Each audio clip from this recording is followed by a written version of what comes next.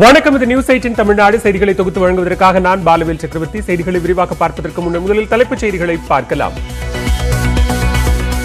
கோயம்பேடு சில்லறை வியாபாரிகள் மார்க்கெட் நாளை முதல் சுழற்சி முறையில் இயங்கும். விதிகளை மீறும் கடைகள் மீது நடவடிக்கை எடுக்கப்படும் என எச்சரிக்கை. இந்தியாவில் ஒருநாள் கொரோனா பாதிப்பு 1,52,000 கடந்தது. 24 மணி நேரத்தில் 839 பேர் உயிரிழப்பு.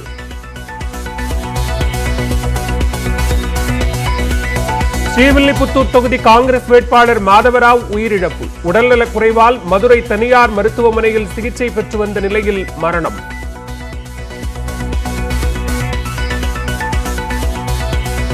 அரவக்குறிச்சி தொகுதி பாஜக வேட்பாளர் அண்ணாமலைக்கு கொரோனா. குஷ்புவிற்காக பரப்புரையில் ஈடுபட்ட சுந்தர் சிக்கும் கொரோனா பாதிப்பு.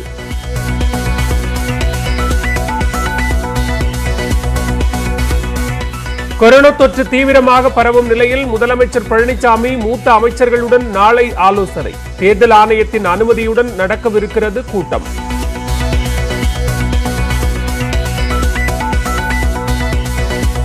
சென்னை காசிமேடு துறைமுகத்தில் மீன் வாங்க அலைமோதிய கூட்டம். சிந்தாதிரி மார்க்கெட்டிலும் திரண்ட மக்கள்.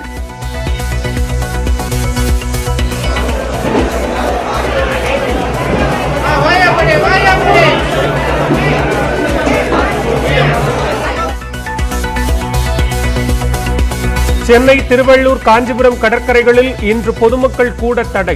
கோயில்களில் இரவு 10 மணி வரை வழிபாடு நடத்த தமிழக அரசு அனுமதி.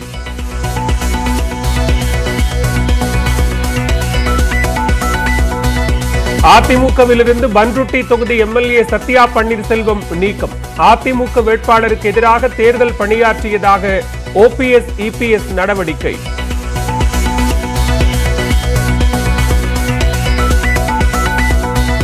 சித்திரை விஷு பூஜைக்காக சபரிமலை ஐயப்பன் கோவில் நடை திறப்பு. நாள்தோறும் 10,000 பக்தர்களுக்கு அனுமதி.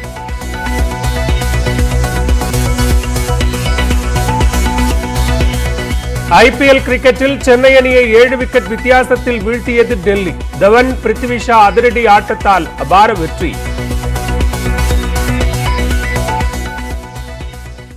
உடல்நலக்குறைவால் பாதிக்கப்பட்ட ஸ்ரீவில்லிபுத்தூர் காங்கிரஸ் வேட்பாளர் மாதவராவ் தனியார் மருத்துவமனையில் சிகிச்சை பலனின்றி உயிரிழந்தார்.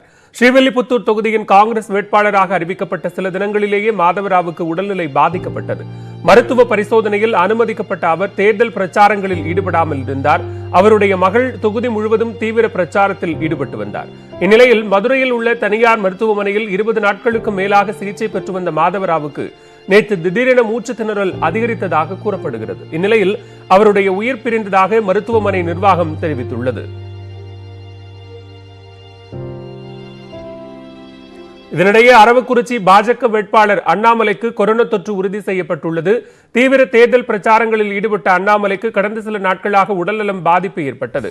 மருத்துவ பரிசோதனையில் கொரோனா தொற்று இருப்பது உறுதியானது. அதனைத் தொடர்ந்து கோவையில் உள்ள தனியார் மருத்துவமனையில் சிகிச்சைக்காக அனுமதிக்கப்பட்டுள்ளார். திரைப்பட இயக்குனரும் நடிகருமான சுந்தர் சிக்கு கொரோனா தொற்று உறுதி செய்யப்பட்டுள்ளது. சென்னை 1000 விளக்கு தொகுதியில் போட்டியிடும் தனது மனைவி குஷ்புவுக்கு ஆதரவாக சுந்தர் சி தீவிர வாக்கு சேகரிப்பில் ஈடுபட்டு வந்தார். இந்நிலையில் அவருக்கு கொரோனா தொற்று இருப்பது உறுதி செய்யப்பட்டுள்ளது. அதனைத் தொடர்ந்து சுந்தர் சி மருத்துவமனையில் சிகிச்சைக்காக அனுமதிக்கப்பட்டுள்ளார்.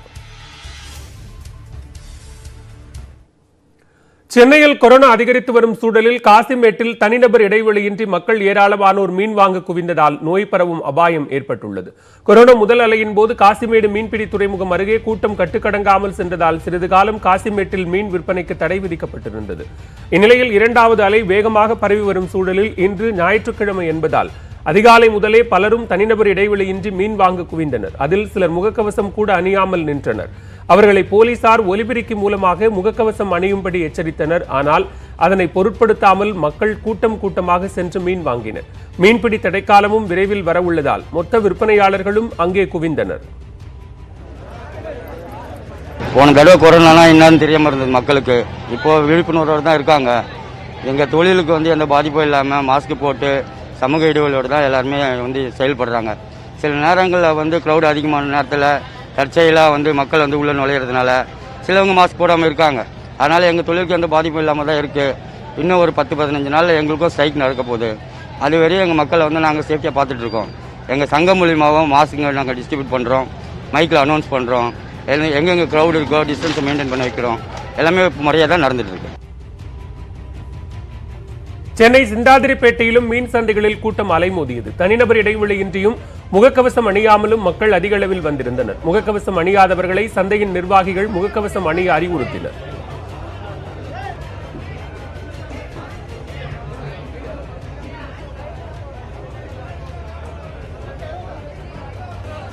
பொதுவாகவே வார ஞாயிற்றுக்கிழமை நாட்களில் அதிகமான கூட்டம் வரும். ஆனால் இந்த ஞாயிற்றுக்கிழமை கூட்டங்கள் குறைவு. இந்த கொரோனா தாக்கத்தினுடைய விளைவு மக்கள் அதிகமாக வெளிவர இருக்கிற காரணம் கூட்டம் என்பது குறைவாகத்தான் இருக்கிறது. முடிந்தவரை நாங்கள் வருகிற மக்களுக்கும் வியாபார பெருமக்களுக்கும் எங்கள் உரிமையாளருடைய அறிவுறுத்தின்படி அடிக்கடி அந்த பகுதி முழுவதுமாக சுற்றி பார்வையிட்டு முகக்கவசம் இல்லாமல் இருந்தால் உடனடியாக கவசம் அணிய வேண்டும் அல்லது வெளியேற்றப்பட வேண்டும் என்று சொல்லி அறிவுறுத்தி வந்தோம்.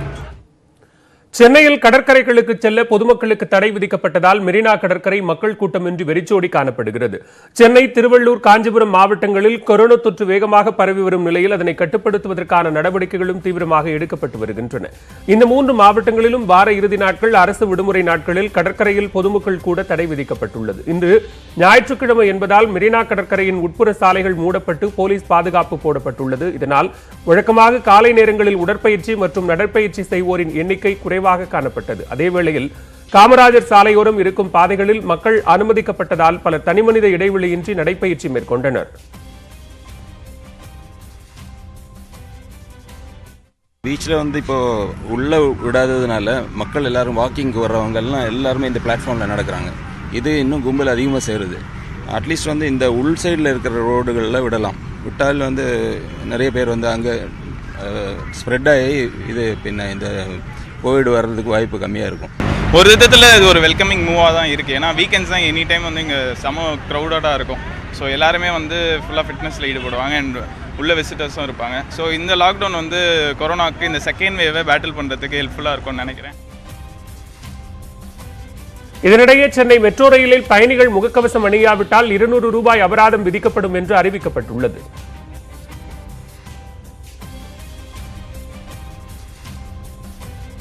சென்னை அடுத்த ஸ்ரீபெரும்புதூரில் வாடிக்கையாளர்கள் முகக்கவசம் அணியாமல் வந்தால் சம்பந்தப்பட்ட கடைக்காரர்களுக்கு அபராதம் விதிக்கப்பட்டது. கொரோனா தொற்று வேகமாக பரவி வரும் நிலையில் முகக்கவசம் அணிதல் கட்டாயமாக்கப்பட்டு நடவடிக்கை தீவிரப்படுத்தப்பட்டுள்ளது. அதன்படி ஸ்ரீபெரும்புதூர் பேரூராட்சி பகுதிகளில் ஒவ்வொரு கடையாக சென்று ஊழியர்கள் சோதனை நடத்தினர். வாடிக்கையாளர்கள் முகக்கவசம் அணியாமல் இருந்ததால் கடைக்காரர்களுக்கு அபராதம் விதித்தனர். அதற்கு எதிர்ப்பு தெரிவித்த வியாபாரிகள் பேரூராட்சி ஊழியர்களை முற்றுகையிட்டு வாக்குவாதத்தில் ஈடுபட்டனர்.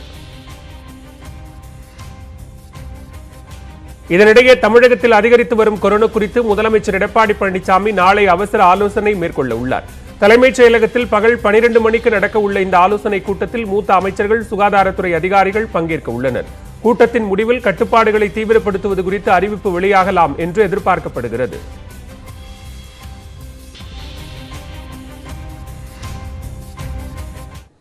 தொடர்ந்து விரைவுச் செய்திகளை பார்க்கலாம். கொடைக்கானலில் போதைப் பொருட்கள் விற்பனை செய்த வழக்கில் கேரளாவை சேர்ந்த இளைஞருக்கு 10 ஆண்டுகள் சிறை தண்டனை விதிக்கப்பட்டுள்ளது. கடந்த 2019ஆம் ஆண்டு கொடைக்கானல் குருசடிமெத்து பகுதியில் உள்ள தனியார் தங்கும் விடுதியில் போதைப் பொருட்கள் விற்பதாக காவல்துறைக்கு புகார் வந்தது. இதையடுத்து நடைபெற்ற சோதனையில் போதைப் பொருட்கள் விற்பனையில் ஈடுபட்ட அபிநந்தன், லிபின் ஆகிய இருவரை காவல்துறையினர் கைது செய்து சிறையில் அடைத்தனர். மதுரை போதை தடுப்பு சிறப்பு நீதிமன்றத்தில் நடைபெற்ற வழக்கு விசாரணையில் குற்றஞ்சாட்டப்பட்ட அபிநந்தனுக்கு 10 ஆண்டு சிறை தண்டனை மற்றும் 1 லட்சம் ரூபாய் அபராதம் விதித்து தீர்ப்பளிக்கப்பட்டது. இந்தியா, ஜப்பான் இடையே மதுரை எய்ம்ஸ் மருத்துவமனை கட்டுமான பணிக்கான கடன் ஒப்பந்தம் கையெழுத்தாகிவிட்டதாக மத்திய அரசு தெரிவித்துள்ளது. தோப்பூரில் எய்ம்ஸ் மருத்துவமனை கட்டுமான பணிக்கு கடந்த 2019ஆம் ஆண்டு பிரதமர் மோடி அடிக்கல் நாட்டினார். கட்டுமான பணிக்கான நிதியை பெற ஜப்பானின் பன்னாட்டு கூட்டுறவு முகமையுடன் ஒப்பந்தம் ஏற்படுவதில் இழுபறி நீடித்து வந்தது. இந்நிலையில் எய்ம்ஸ் மருத்துவமனை கட்டுமான பணி குறித்து தென்காசி மாவட்டம் பாவூர் சத்திரத்தை சேர்ந்த பாண்டியராஜன் தகவல் அறியும் உரிமை சட்டம் மூலம் மத்திய சுகாதாரத்துறை அமைச்சகத்துக்கு விவரங்களை கோரியிருந்தார். இதற்கு பதிலளித்துள்ள மத்திய அரசு எய்ம்ஸ் மருத்துவமனை கட்ட இந்தியா, ஜப்பான் இடையே கடன் ஒப்பந்தம் கையெழுத்தாகியுள்ளதாக தெரிவித்துள்ளது.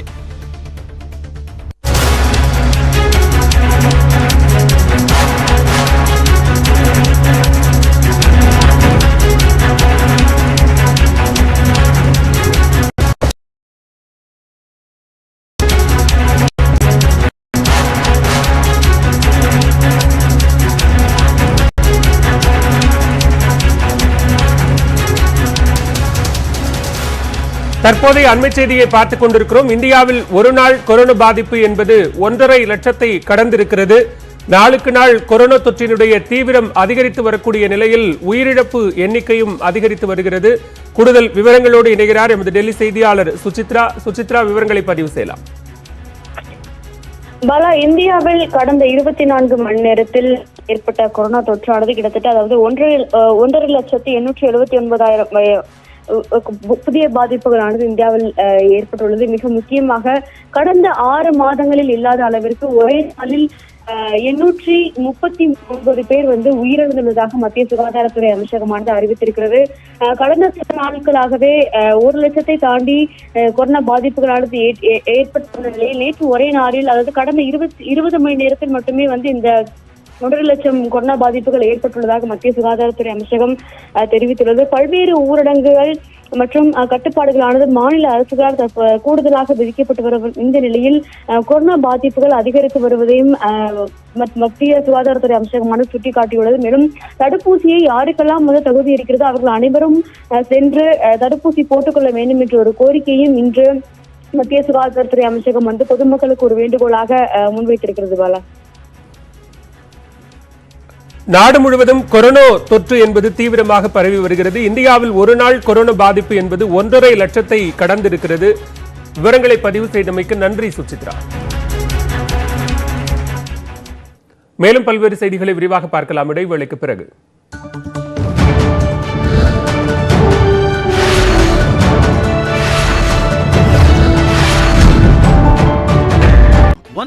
மணிக்கு தமிழகத்தின் ஆட்சியாளர்களை தீர்மானித்த தேர்தல்கள், தேர்தல் முடிவுகளை தீர்மானித்த தலைவர்கள்.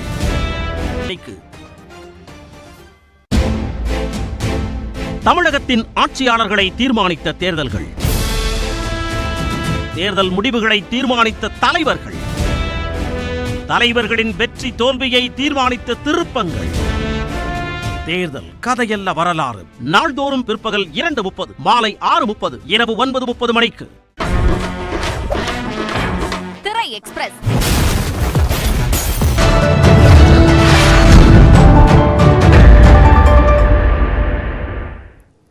மேற்குவங்க தேர்தலில் வன்முறை வெடித்ததை அடுத்து கூடுதலாக துணை ராணுவ படையினர் அனுப்பி வைக்கப்பட்டுள்ளனர். வன்முறை களமாக மாறியுள்ள கூச்பெகார் மாவட்டத்திற்கு மம்தா பானர்ஜி இன்று செல்ல திட்டமிட்டிருந்த நிலையில் அரசியல் கட்சியினர் செல்ல 72 மணி நேரத்திற்கு தேர்தல் ஆணையம் தடை விதித்துள்ளது.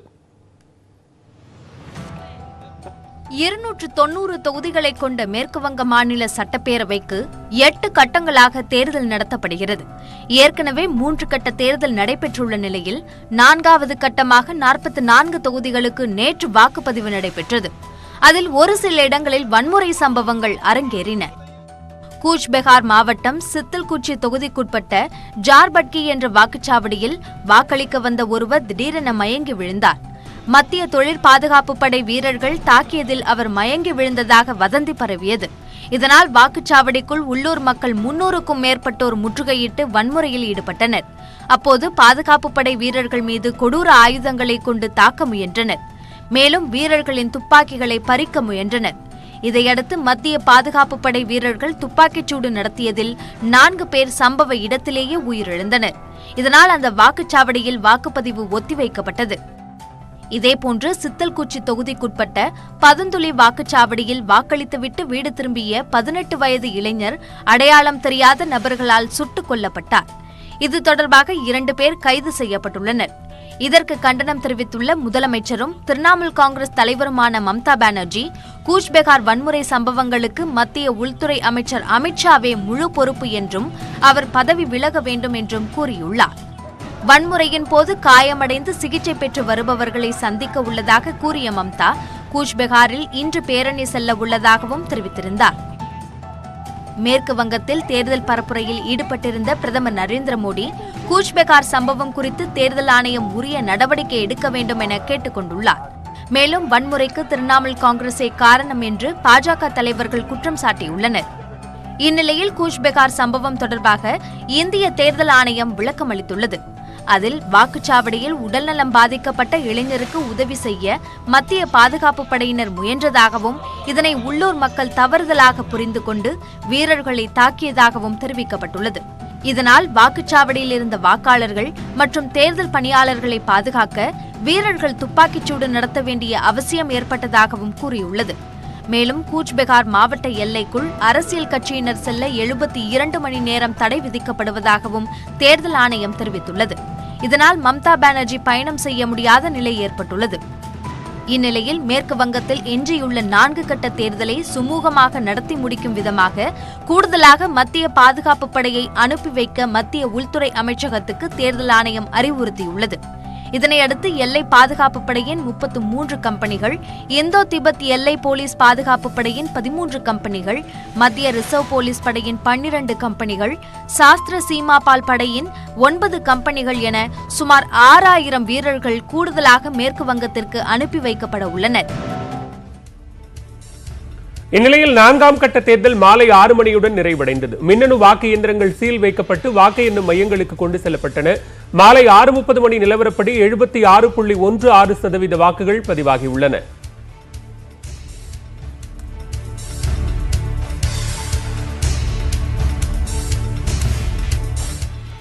ஸ்ரீவில்லிபுத்தூர் காங்கிரஸ் வேட்பாளர் மாதவராவிற்கு 20 நாட்களாக உடல்நலக்குறைவு ஏற்பட்டிருந்த நிலையில் இன்று அவர் உயிரிழந்தார். கூடுதல் விவரங்களோடு இணைகிறார் எமது செய்தியாளர் வெற்றி. மாதவராவுக்கு கொரோனா தொற்று இருப்பதாக கடந்த சில தினங்களுக்கு முன்னாடி தகவல் வந்திருந்தது. அதை மருத்துவமனை நிர்வாகம் மறுத்திருக்கிறது. அவருக்கு உடல்நலக் குறைவு ஏற்பட்டுதான் அவர் உயிரிழந்தார் என்றும் சொல்லப்பட்டிருக்கிறது. என்ன விரிவான விவரம் பதிவு செய்யலாம்?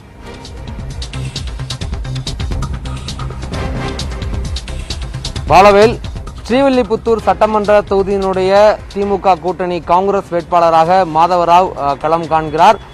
அவர் கடந்த 17ஆம் தேதி வேட்புமனு தாக்கல் செய்திருந்தார். 17ஆம் தேதி வேட்புமனு தாக்கல் செய்து ஓரிரு நாட்கள் மட்டுமே அவரால் பிரச்சாரத்தில் ஈடுபட முடிந்தது. அதற்கு பின்னர் 20ஆம் தேதி அவருக்கு மூச்சு திணறல் ஏற்பட்டு மதுரை KK நகரில் உள்ள அப்பல்லோ மருத்துவமனையில் அவர் அனுமதிக்கப்பட்டிருந்தார். அப்போது அவருக்கு பரிசோதனை செய்ததில் அவருக்கு கொரோனா இல்லை என்று அந்த முடிவுகளில் தெரிய வந்திருக்கிறது. அதனைத் தொடர்ந்து அவர் அனுமதிக்கப்பட்டிருந்த நிலையில் மகள் அவருக்கு பதிலாக பிரச்சாரத்தில் ஈடுபட்டு வந்திருந்தார். கடந்த 20 நாட்களுக்கும் மேலாக அப்பல்லோ மருத்துவமனையில் தீவிர சிகிச்சையில் அனுமதிக்கப்பட்டிருந்தவர் நேற்று மிகுந்த தீவிர சிகிச்சை பிரிவுக்கு மாற்றப்பட்டு அவருடைய உடலான தொடர்ந்து கண்காணிக்கப்பட்டு வந்தது. அந்த நிலையில் நேற்றும் அவருக்கு கொரோனா பரிசோதனையானது மேற்கொள்ளப்பட்டிருக்கு. அந்த பரிசோதனையிலும் அவருக்கு தொற்று இல்லை என்ற ஒரு முடிவுகள் வெளியாக இருக்கின்றன. எனவே அவருக்கு கொரோனா தொற்று இல்லை என்பதை அப்பல்லோ நிர்வாகமானது உறுதி செய்திருக்கிறது. அந்த நிலையில் அவருடைய இன்று காலை 7:55 மணி அளவில் சரியாக அவர் காலமாக இருக்கிறார். நுரையீரல் தொற்று பாதிப்பு முற்றி அவர் காலமாக இருக்கிறார். இந்த நிலையில் அவருடைய உடலை உறவினரிடம் ஒப்படைக்கும் பணிகளானது நடைபெற்று வருகின்றன. இன்னும் சில மணி நேரங்களில் அவருடைய உடலானது உறவினர்களிடம் ஒப்படைப்பதற்கான அனைத்து வேலைகளும் முடிவுற்று அந்த உடல் ஒப்படைக்கப்பட உள்ளது. ஸ்ரீவில்லிபுத்தூர் சட்டமன்ற தொகுதியில் திட்டமிட்டபடி வாக்கு எண்ணிக்கை நடைபெறும் என்ற விவரங்களையும் தேர்தல் ஆணையம் தெரிவித்திருக்கிறார்கள். ஒருவேளை இவர் வெற்றி பெறும் பட்சத்தில் அந்த தொகுதியில் மட்டும் மீண்டும் மறு தேர்தல் நடப்பதற்கான வாய்ப்புகள் உள்ளதாகவும் தகவல்கள் வெளியாக இருக்கின்றன. பாலவேல், ஸ்ரீவில்லிபுத்தூர் காங்கிரஸ் வேட்பாளர் மாதவராவ் மதுரை தனியார் மருத்துவமனையில் உயிரிழந்தார். அவர் உடல்நலக் குறைவு காரணமாகவே உயிரிழந்திருப்பதாக மருத்துவமனை நிர்வாகம் தெரிவித்திருக்கிறது. விரிவான விவரங்களுக்கு நன்றி வெற்றி. மதுரையில் ஃபேஷன் டிசைன் படிப்பதற்காக கல்விக்கடன் வாங்க முயன்ற மாணவி கடன் கிடைக்காத நிலையில் திடீரென தற்கொலை செய்து கொண்டுள்ளார். அழகுக்கலை நிறுவனத்தில் பணியாற்றி வந்த 19 வயதே ஆன தாரிணி திடீரென தனது வாழ்வை முடித்துக் கொண்டுள்ளார். கல்விக்கடன் கிடைக்காததுதான் காரணம் என்கின்றனர் உறவினர்கள்.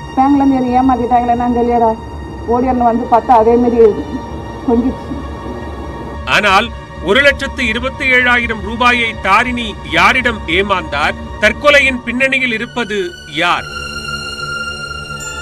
மதுரை தெப்பக்குளம் மேட்டுத் தெருவைச் சேர்ந்தவர் 19 வயதான தாரிணி.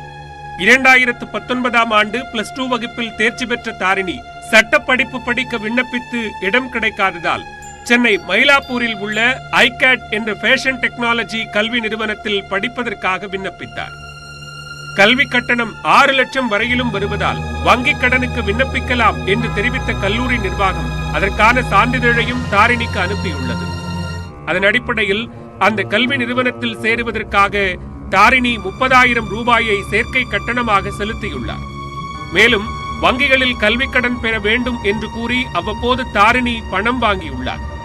இதுவரை மொத்தமாக 1,04,000 ரூபாய் வரை அவர் செலுத்தியதாக கூறப்படுகிறது. வெள்ளிக்கிழமை அன்று தாயிடமிருந்து மேலும் 23,000 ரூபாய் பெற்று அனுப்பியுள்ளார் தாரிணி. 4 மணிக்குள்ள எங்களுக்கு 23,000, முதல் நாள் 26,000. அப்ப நான் கேட்கிறேன், நேற்று தாங்க 26,000, மொத்தம் ஒரு வீட்டில் ஒரு 20,000 30,000 வச்சுக்கிட்டு இருப்பாங்களே, அடுத்தவங்கள்ட்ட போய் கேட்க முடிய மாட்டேன். இல்லைன்னா திங்கக்கிழமை ஆயிரும், இன்னைக்கு அனுப்பி விட்டாங்கன்னா இன்னைக்கு 6 மணிக்குள்ள நான் அனுப்பி விட்ருவோம், உங்களுக்காக தான் காலேஜ்லேருந்து சொல்லி விட்ருக்காங்க, தாரிணிக்கு பண்ணி கொடுத்துட்டு போங்கண்டு, அதுக்காக நான் வெயிட் பண்ணுறேன்னு ஒருத்தர் பேசினோன்னே இவங்கள்ட்ட நான் 13,000 பிடி பலரில் 10,000 கேட்டோன்னே உடனே கொடுத்து விட்டாங்க.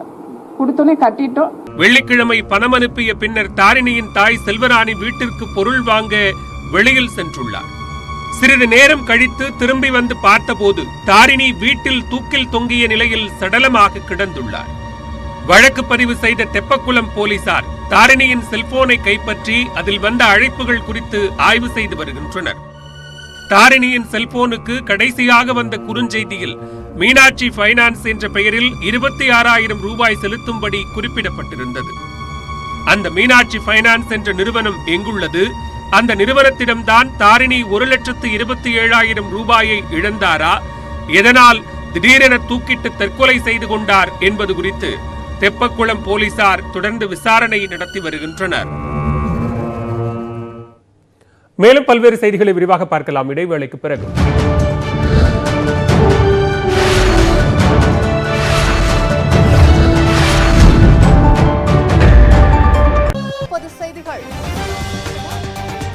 முக்கிய செய்திகளின் முத்தான தொகுப்பு.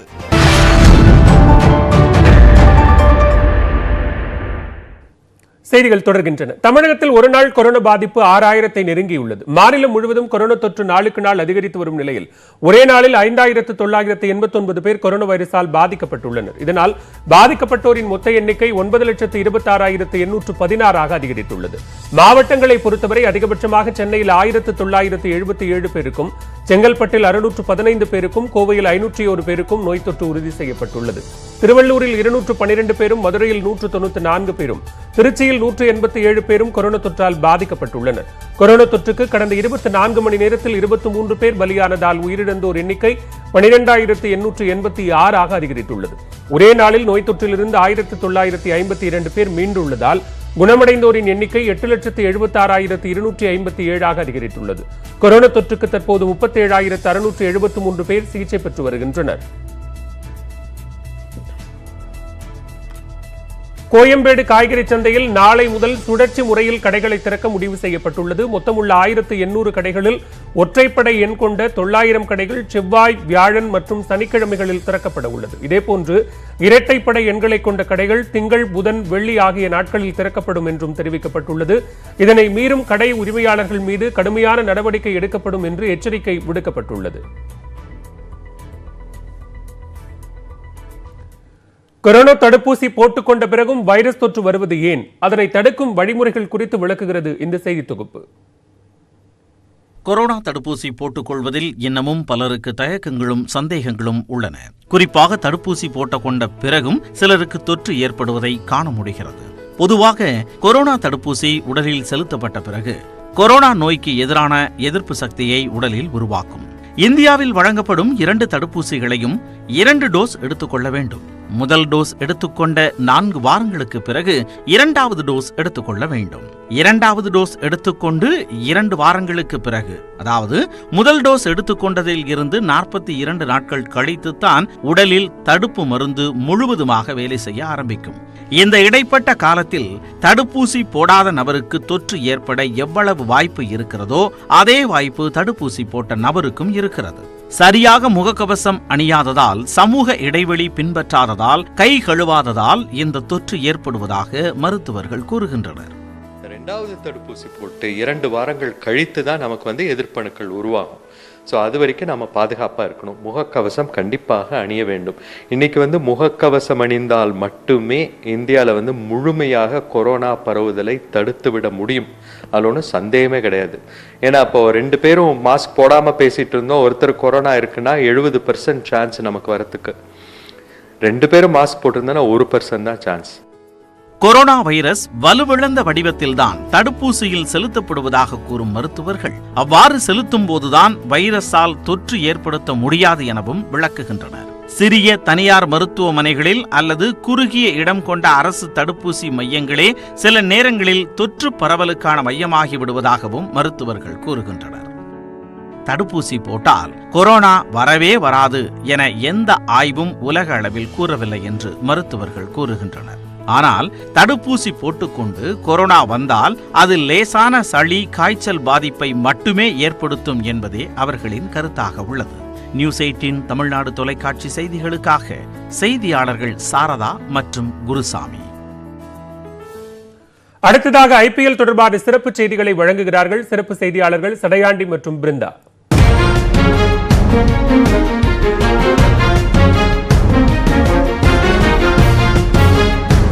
IPL கிரிக்கெட் திருவிழாவில் விறுவிறுப்பாக இந்தியாவில் போட்டிகள் களை கட்டிட்டு வருது. நேற்றைய மேட்சை பற்றி தான் நம்ம டீட்டெயிலாக அனலைஸ் பண்ண போகிறோம்.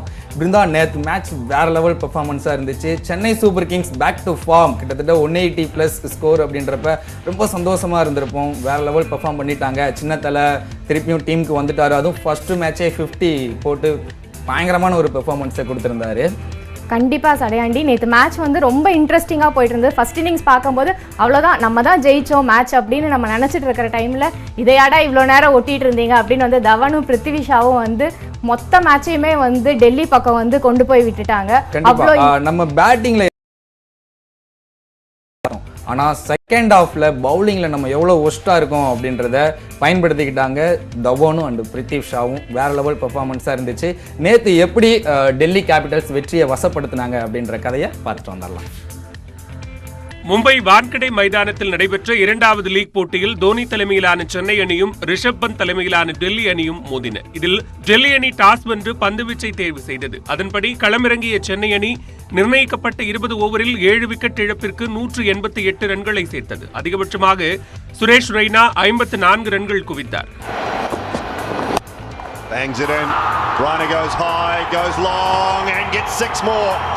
And that is a very good half century and they know it. Know how important it is. 13 overs gone, 117 for 3. Moeen அலி 36 ரன்களும் ரவீந்திர ஜடேஜா 26 ரன்களும் சேர்த்தனர். அதிரடியாக விளையாடிய சாம் கரன் 15 பந்துகளில் 34 ரன்கள் குவித்தார். 6. Oh, he's got hold of that all right. இதையடுத்து களமிறங்கிய டெல்லி அணியின் தொடக்க ஆட்டக்காரர்களான பிருத்வி ஷா, ஷிகர் தவன் ஆகியோர் அதிரடியாக விளையாடி ரன் மழை பொழிந்தனர். Fielder will watch it sail over. That would be culture, cricketing culture. Oh, look at that. It's gone. Gone. Prithvi Shah 38 பந்துகளில் 72 ரன்களும், தவன் 54 பந்துகளில் 85 ரன்களும் அடித்த நிலையில் ஆட்டம் இழந்தனர். For you to think. Oh, shot. What a shot. Oh, brilliant. That's out. That is out all day and night as well. அடுத்து ஆடிய Stoinis 14 ரன்களில் விக்கெட்டை பறிகொடுத்தார். இறுதியில் டெல்லி அணி 18.3 ஓவர்களில் 3 விக்கெட் இழப்பிற்கு 190 ரன்கள் சேர்த்து வெற்றி பெற்றது.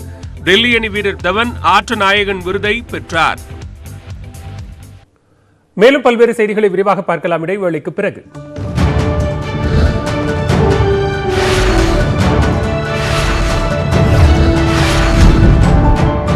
தேர்தல்கள்,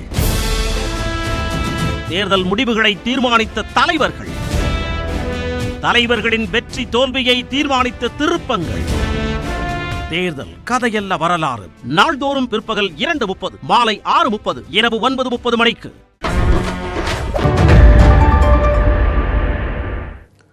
மகாராஷ்டிராவில் கொரோனா பரவலை கட்டுப்படுத்த முழு ஊரடங்கு அமல்படுத்துவது குறித்து ஓரிரு நாட்களில் முடிவெடுக்கப்பட உள்ளதாக தகவல் வெளியாகியுள்ளது.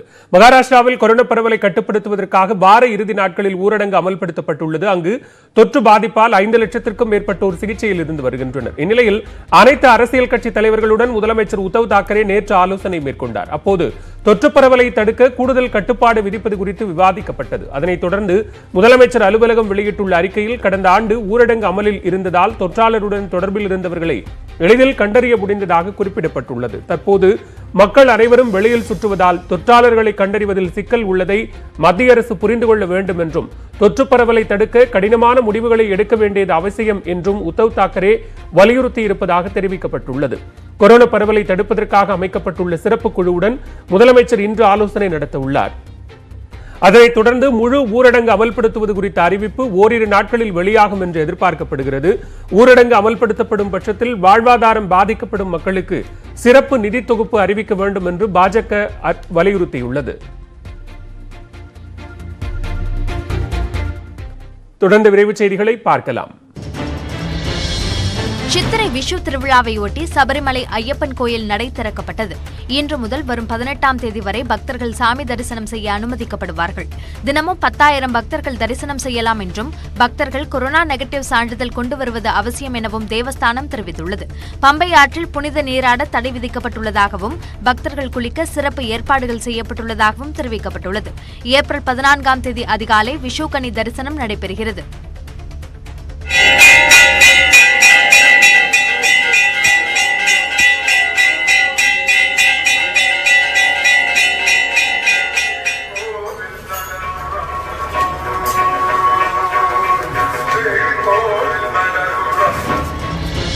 ஜம்மு காஷ்மீரின் சோஃபியான் மற்றும் அனந்த்நாக் பகுதியில் பாதுகாப்பு படையினருக்கும் பயங்கரவாதிகளுக்கும் நடந்த துப்பாக்கிச் சண்டைகளில் 2 பயங்கரவாதிகள் கொல்லப்பட்டனர். சோஃபியான் மாவட்டத்தில் ஹதிபோரா என்ற இடத்தில் பயங்கரவாதிகள் பதுங்கியிருப்பதாக பாதுகாப்பு படையினருக்கு கிடைத்த தகவலை அடுத்து தேடுதல் வேட்டை நடத்தப்பட்டது. அப்போது பயங்கரவாதிகள் திடீரென துப்பாக்கிச் சூடு நடத்தினர். பதிலுக்கு பாதுகாப்பு படையினர் நடத்திய துப்பாக்கிச் சூட்டில் அடையாளம் தெரியாத 2 பயங்கரவாதிகள் கொல்லப்பட்டனர். அனந்த்நாக் மாவட்டம் பிஜ்பெஹரா என்ற இடத்திலும் பாதுகாப்பு படையினருக்கும் பயங்கரவாதிகளுக்கும் இடையே துப்பாக்கிச் சண்டை நடந்தது. கீழடியில் நடைபெற்று வரும் 7வது கட்ட அகழாய்வில் 2500 ஆண்டுகள் பழமையான மண் பானைகள் மற்றும் கருப்பு சிவப்பு வண்ணம் கலந்த கிண்ணம் கண்டெடுக்கப்பட்டுள்ளன. சிவகங்கை மாவட்டம் கீழடியில் இதுவரை 6 கட்ட அகழாய்வுகள் நடைபெற்றுள்ளன. தற்போது தமிழக தொல்லியல் துறை சார்பில் கீழடி, கொந்தகை, அகரம் பகுதிகளில் கடந்த பிப்ரவரி மாதம் முதல் 7வது கட்ட அகழாய்வு நடைபெற்று வருகிறது. இந்நிலையில் கீழடியில் ஒரு குழியில் மணிகள், பானை ஓடுகள் உள்ளிட்டவைகள் கண்டெடுக்கப்பட்டன. இதேபோன்று 2வது குழியில் சுமார் 9 அடி ஆழத்தில் கருப்பு சிவப்பு வண்ணத்திலான மண் கிண்ணம் கண்டெடுக்கப்பட்டது. கீழடி அகழ்வாராய்ச்சியில் இதுவரை சுமார் 3000க்கும் மேற்பட்ட பழங்கால பொருட்கள் கண்டெடுக்கப்பட்டுள்ளது குறிப்பிடத்தக்கது. டெல்லியில் கொரோனா தொற்று பரவலை கட்டுப்படுத்தும் விதமாக புதிய கட்டுப்பாடுகளை மாநில அரசு விதித்துள்ளது. அதன்படி மகாராஷ்டிராவிலிருந்து டெல்லிக்கு விமானம் மூலம் வருபவர்கள் 72 மணி நேரத்துக்கு முன் எடுத்த கொரோனா நெகட்டிவ் சான்றிதழை அவசியம் எடுத்து வர வேண்டும் எனவும், தவறும் பட்சத்தில் 14 நாட்கள் தனிமைப்படுத்தப்படுவார்கள் என்றும் அறிவிக்கப்பட்டுள்ளது. அரசியல், விளையாட்டு, பொழுதுபோக்கு, கல்வி, கலாச்சாரம், திருவிழாக்கள் போன்றவற்றிற்கு கூட்டம் கூடவும் தடை விதிக்கப்பட்டுள்ளது. 9 முதல் 12ஆம் வகுப்பு வரையிலான மாணவர்கள் தேர்வுகள், ஆய்வகப் பணிகள் அல்லது சந்தேகங்களை களைவதற்கு மட்டுமே பள்ளிக்கு வந்து செல்ல அனுமதிக்கலாம் என்றும் அறிவிக்கப்பட்டுள்ளது. விடுதிகள், மதுபான கூடங்கள், திரையரங்குகள் 50 விழுக்காடுகள் இருக்கையில் மட்டுமே அனுமதிக்கப்படும். திருமணங்களில் 50 பேரும், இறுதி ஊர்வலங்களில் 20 பேர் மட்டுமே பங்கேற்கலாம் என்று டெல்லி அரசு கட்டுப்பாடுகளை விதித்துள்ளது. குஜராத்தில் முகக்கவசம் அணியாமல் சுற்றித் திரிந்த இளைஞர்களுக்கு நூதன விழிப்புணர்வு ஏற்படுத்தப்பட்டது. வதோதராவின் 18வது வார்டு பகுதியில் முகக்கவசம் அணியாமல் சாலையில் நடமாடிய இளைஞர்களை மடக்கிய நகராட்சி நிர்வாகத்தினர் அவர்கள் கழுத்தில் மாலை அணிவித்து மைக் மூலம் அவர்களின் பெயரைச் சொல்லி மாஸ்க் அணியாததால் இவர்களுக்கு மாலை அணிவிக்கிறோம் என்று அறிவித்தனர். தங்கள் தவறை உணர்ந்த இளைஞர்கள் இந்த முயற்சிக்கு சிரித்தபடியே வரவேற்பு அளித்ததுடன் இனி முகக்கவசம் அணிவோம் என்று உறுதி அளித்ததுடன் அதனை અણીંદુમ சென்றனர். આ યુવાઓ છે જો જુઓ મિત્રો, આ જે યુવાઓ છે એમણે માસ્ક પહેરેલા નથી અને અમે તાળીઓ વગાડીને એમનું સ્વાગત કરીએ છીએ. વડોદરા મહાનગરપાલિકા અને વડોદરા શહેર પોલીસના સંયુક્ત ઉપક્રમે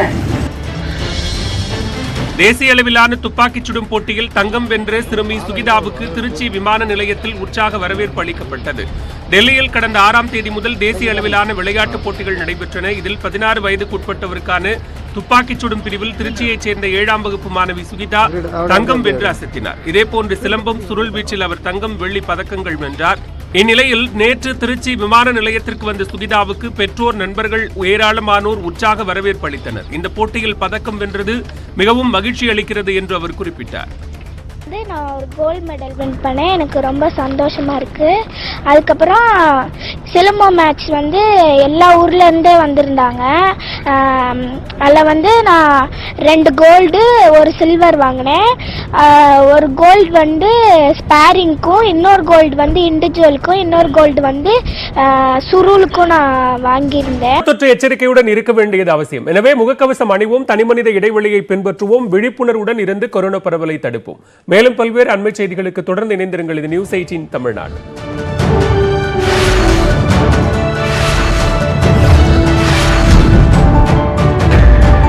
தீர்மானித்த தேர்தல்கள்